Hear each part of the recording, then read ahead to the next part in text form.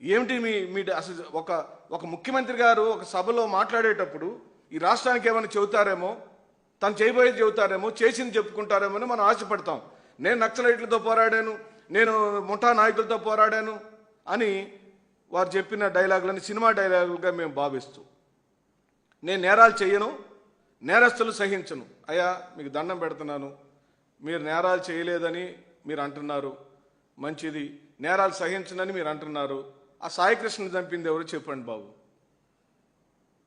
మా క్రాంతి కుమారు ఆత్మహత్య చేసుకుంటూ సిఐ నాగరాజు వల్లనే నేను చనిపోతున్నాను, నేను మాదిగ కులస్తులుగా పుట్టడమే నేను చేసిన నేరం, కాబట్టి నన్ను హింస పెట్టాడని ఒక దళిత యువకుడు అర్ధాంతరంగా పురుగుల మందు దాకా చచ్చిపోయాడు చంద్రబాబు నాయుడు గారు. ఇది నేరమే కదా. ఒక సిఐ నాగరాజు వెనకాల ఎవరున్నారు? సిపి ఉన్నాడా, డీజీపీ ఉన్నాడా, డీజీపీ వెనకాల మీరున్నారా, మీ వెనకాల ఎవరున్నారు? ఇదంతా కూడా తేల్చాల్సిన బాధ్యత మీదే. మీరు పరిపాలిస్తున్నారు. 2 సంవత్సరాలు అయింది మీ పరిపాలన అయ్యి. రాష్ట్ర రాజధాని హెడ్ క్వార్టర్స్లో విజయవాడలో డీజీపీ ఆఫీస్కి 5 కిలోమీటర్ల దూరంలో, సిపి ఆఫీస్కి కిలోమీటర్ దూరంలో, ముఖ్యమంత్రి గారి ఇంటికి కిలోమీటర్న్నర దూరంలో, ఉప ముఖ్యమంత్రికి కిలోమీటర్ దూరంలో ఈ మర్డర్లు జరిగినాయి.